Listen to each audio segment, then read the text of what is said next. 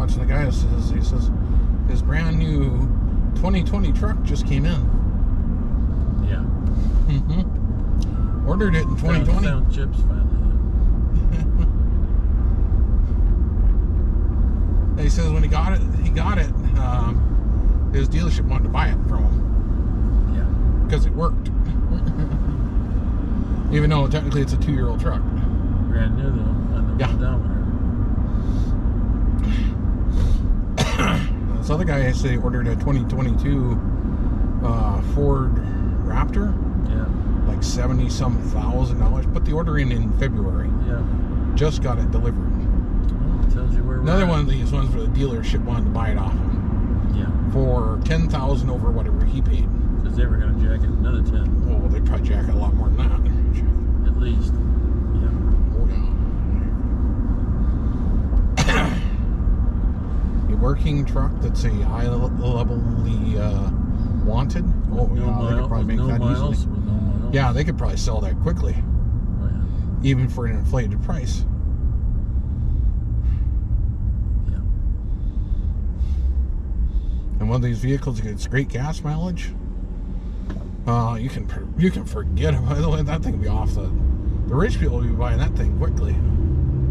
Well, They're not buying the Mazdas or the McLarens anymore. They're buying the electric or the hybrid ones. hybrid makes more sense. Yeah. Yeah, the ones that have the high mileage ones. Well, even if you get a Toyota Camry with the Yes, four-cylinder. but they're looking for luxury, but good. Well, it's not a little. It's not a cheap car. I know, but I mean, in terms of the ultra uber class, Yeah, yeah. they're looking for a deal, but they're looking for the deal that has luxury that still has the either the electric or the hybrid. Problem is, you almost can't find those anywhere because there's so many chips that are needed for those electronic and hybrid vehicles. Yeah. And there's a chip for everything. That's the trouble. They're overtech. Well, yeah. That's why I said a Camry, which is not a teeny car, and put the plus package in it, and it would be a very nice car, depending on how big your folks are in your family. But I mean, you know, it's going to get almost 40. It's going to get between 30 and 40 miles to the gallon. Well, Dodge Ram. I mean, this is an 08.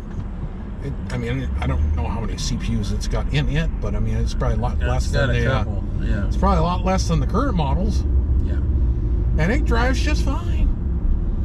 Mileage is not Well, one of its best don't parts, ask. but- Don't look too hard on that one. But it's designed But it works. to carry They have and the pull plans. stuff. Yeah. They have the plans somewhere at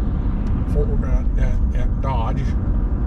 They could remake the damn vehicle without all that extra chips.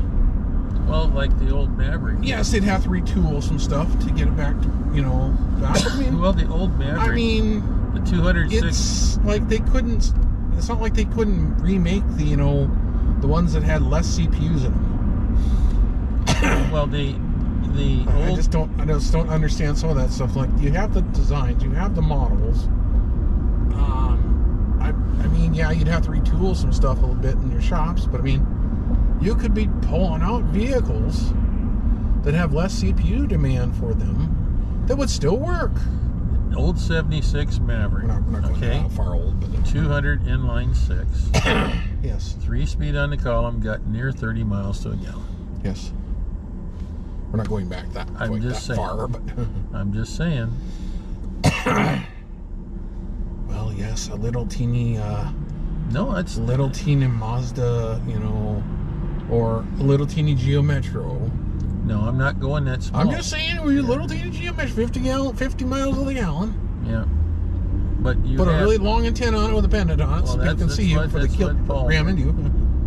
Well, yeah, but you got 50 miles to the gallon, that thing. And the 4-door Maverick 250 and air conditioning got 20-something miles. I mean... Yeah.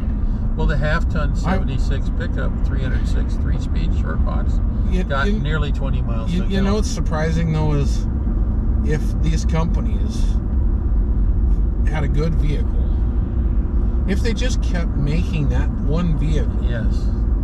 I mean, they didn't necessarily have to come out with a new vehicle. Yeah. Well, like if they had a good, reliable vehicle that was getting good gas mileage, why don't they just bring out it more than 1 year?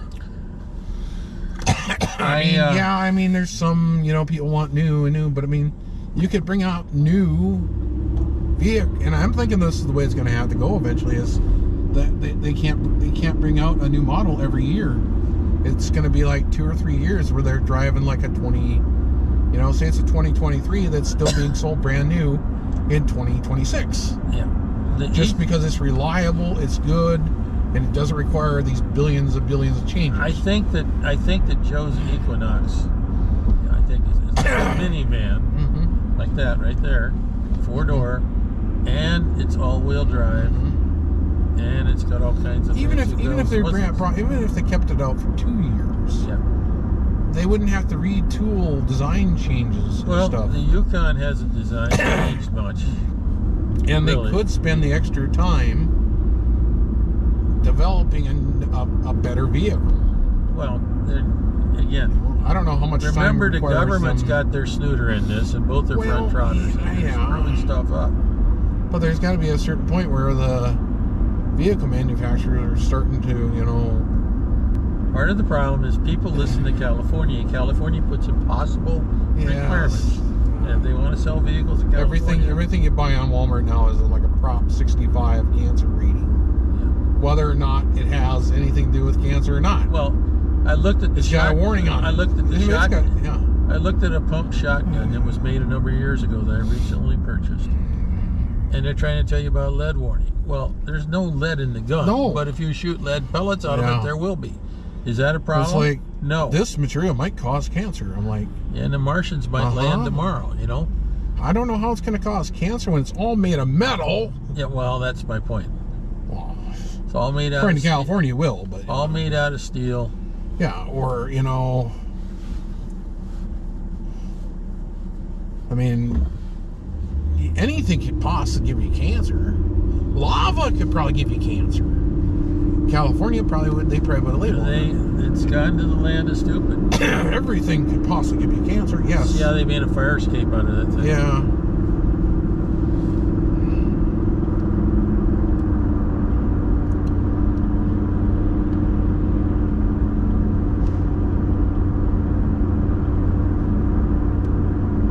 What is cancer? It's a mutation. Your parts are wearing out, man. That's what it is.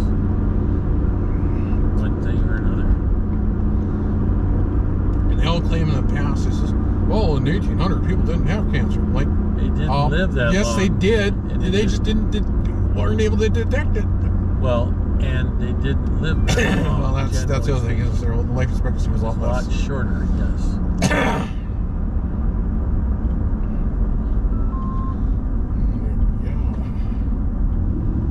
One guy says you look back to everybody all glamorizes the 1800s and how great everything's like. Think about water. Polio. No, we're just look at water. Yeah. What was the color of the water? It wasn't clear. I guarantee you that. That's why you drank beer. It was brown. That's why you drank beer. You clench your teeth when you suck. Beer was safe. The only time they had clear water was in the wintertime when they had to melt snow. When the Pilgrims... Then they had some nice clean water. Well, if they distilled it, or at least boiled it. When the Pilgrims came across the pond, they used beer because it was safer than water. Well, yeah. Everybody had their own microbrewery. Well, I don't know if they brewed. I don't think they brewed on the ship, but they bought beer before they left. Yeah. Because it didn't go bad right away. And it was by the process of making it, it killed all the microorganisms and stuff. So, yeah, it's... life was much better back then. You did never get any Teflon on there, did I? All right.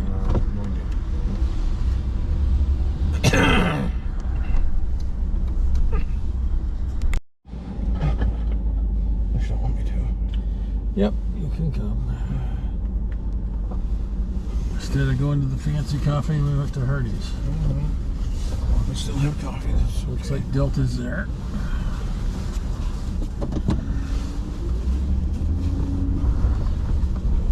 Hardee's coffee is still okay. Pretty scuffy, still okay. Yeah. It's a lot cheaper. Well, yeah. I mean, I don't. If there was a good, the one lady, she just hasn't been the best, and then she had been pretty good, and then she gave us warm milk, which didn't impress us too much. I wish I knew what was causing my leg to be, I don't know, having an issue. Mine was grumpy earlier. My pain pill finally kicked in. I don't know if it's wearing this brace thing, but it's like, it's fine most of the time, but it's just like every so often starting from my ankle, back part of my ankle side, going halfway up my leg just hurts. Well, Like you're gonna have a cramp, but you don't. But Since you don't it's feel not it. all the way to the top, No. it could be part of it. And even if it was in the right position, it could be part of the It could be a cramp. issues as well. Could be in my bed part too. Well, we got to flip that around. We haven't got to that either. No, not that part of my bed, but the other thing that's falling apart. That could be the issue. So my leg's kind of laying off the edge now. Because another part of it came loose, you know. So I don't know. Maybe.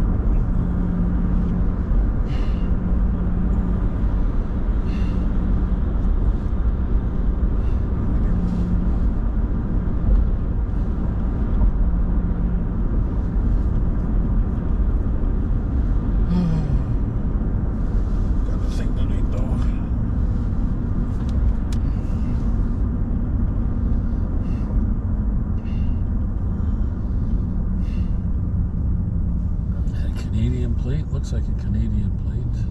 Probably. Alberta, yeah. Some sort of oil field thing, I'm gonna think. Maybe not. Yeah, I was watching this guy who does van life stuff. He drove his van from Washington State. Now he had been down in Baja, California and stuff.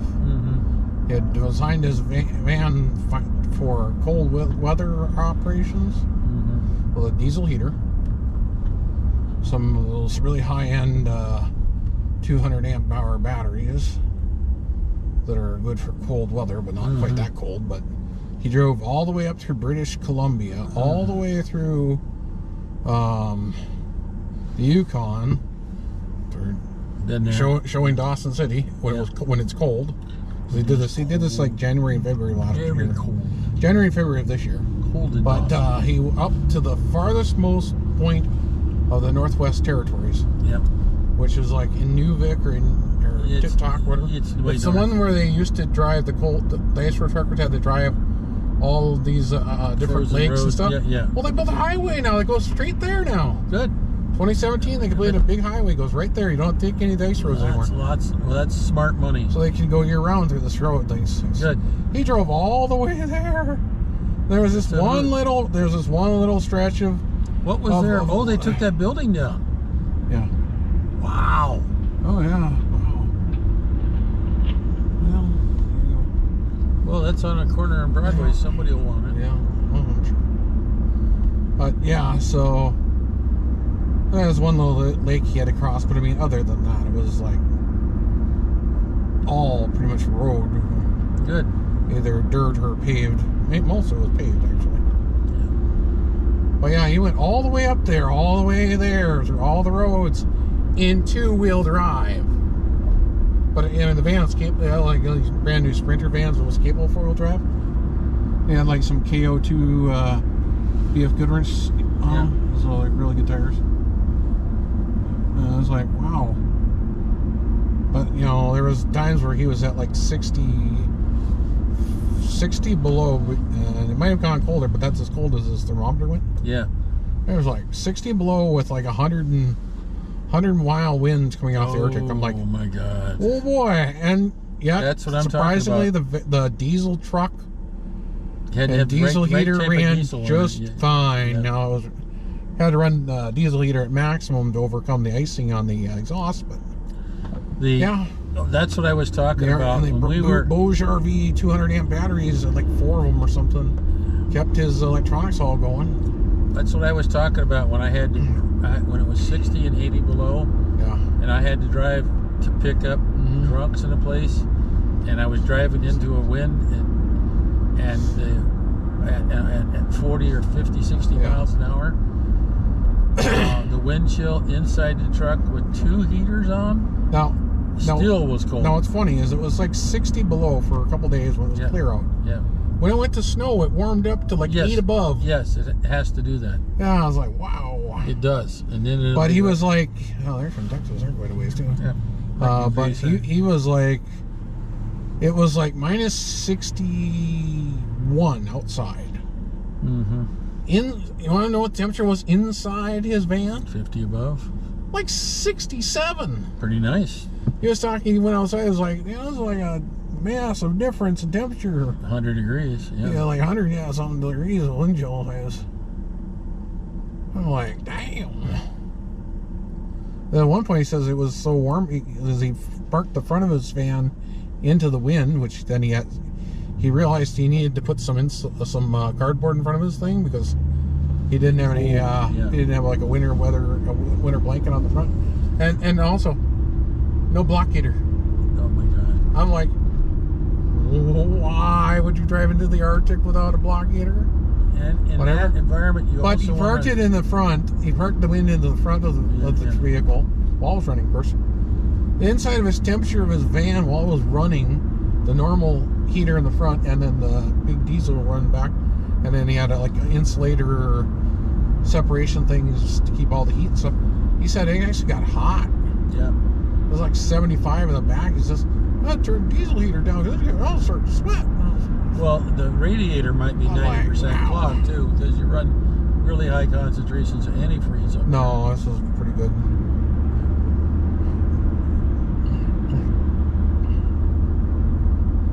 I was like, wow.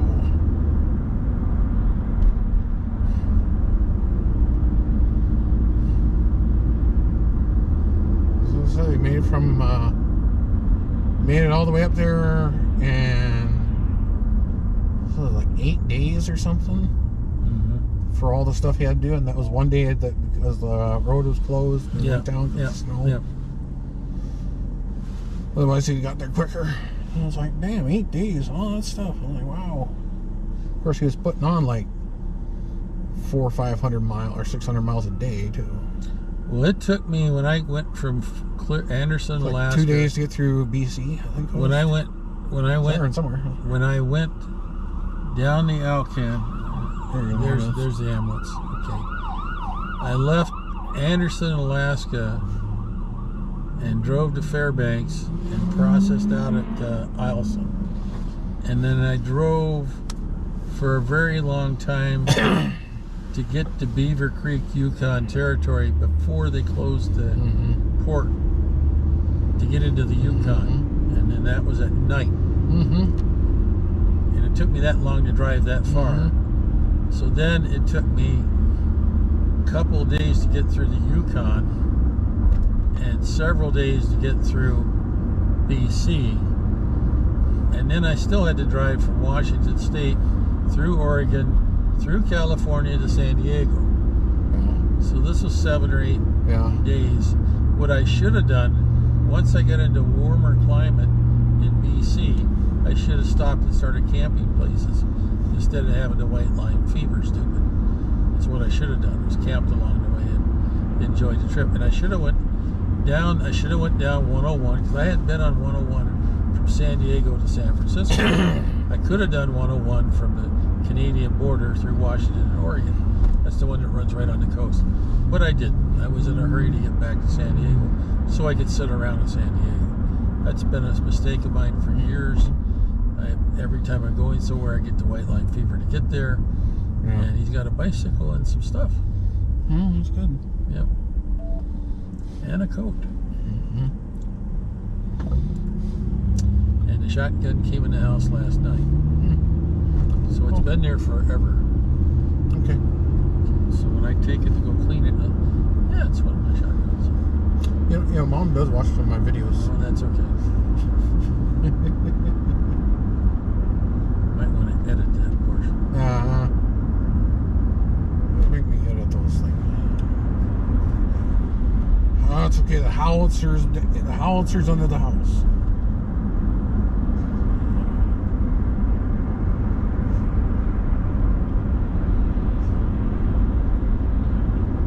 Right next to Merrick Builder. Next to the 50. And the 40 mic. And the nuclear suppository.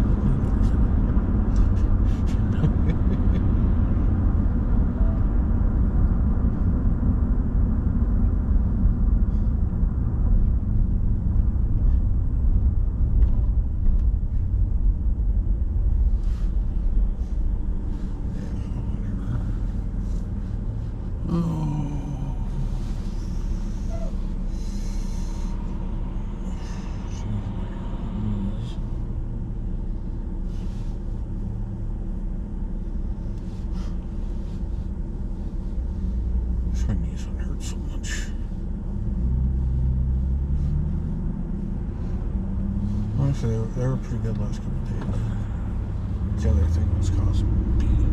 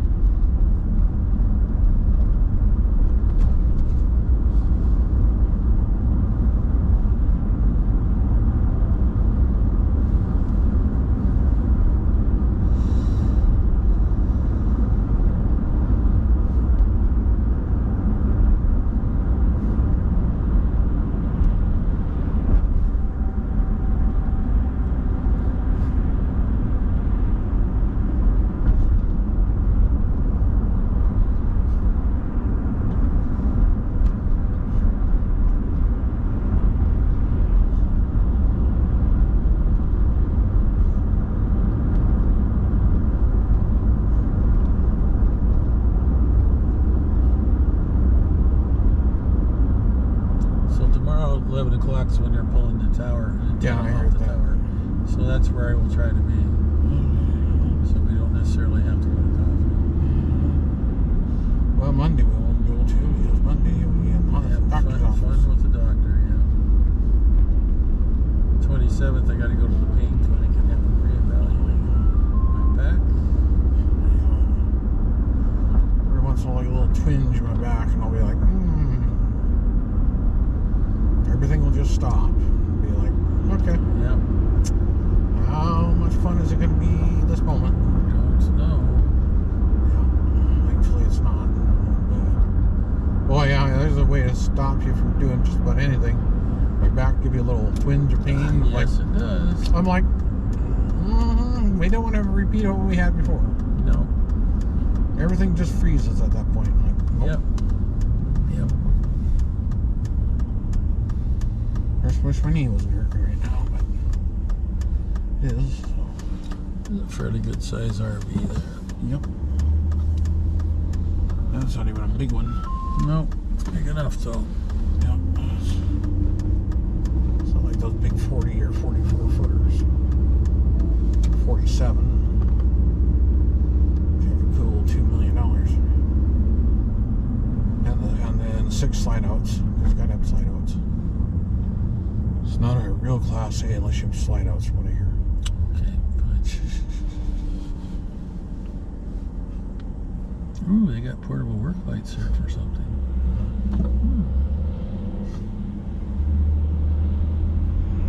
That's interesting. Didn't I answer yet? If I just had a couple of those, I work all night.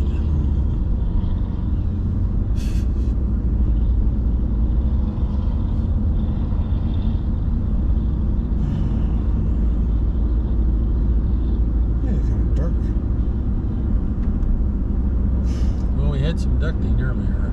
Easily smelly. Yep.